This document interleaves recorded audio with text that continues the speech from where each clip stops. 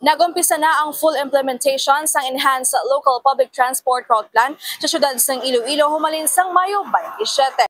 Prioridad sa Iloilo City Government ang katauhayan sa mga pasahero sa ila pag-implementara sa Enhanced Local Public Transport Route Plan kon ELP-TRP.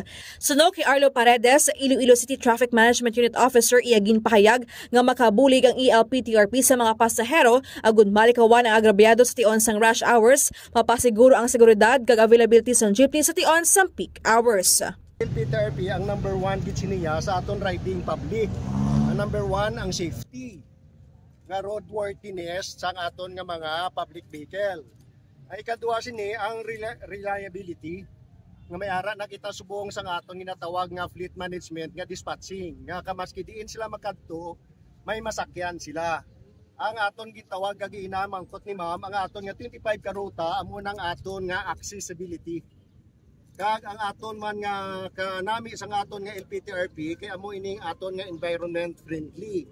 Nga kundra sa intersection may ara may mapugok nga hindi pala maayo maasukit kaayo. Ginahinyo naman sa Iloilo City Government ang mga pasahero nga respetuhon ang mga traffic aids nga nag-implementara sa nasambit nga ordinansa. Ginis ka K5, Jenny Kauyunan para sa kampiyon nga balita, serbisyo publiko kag kalingawan na sa Iloilo. K5 News FM.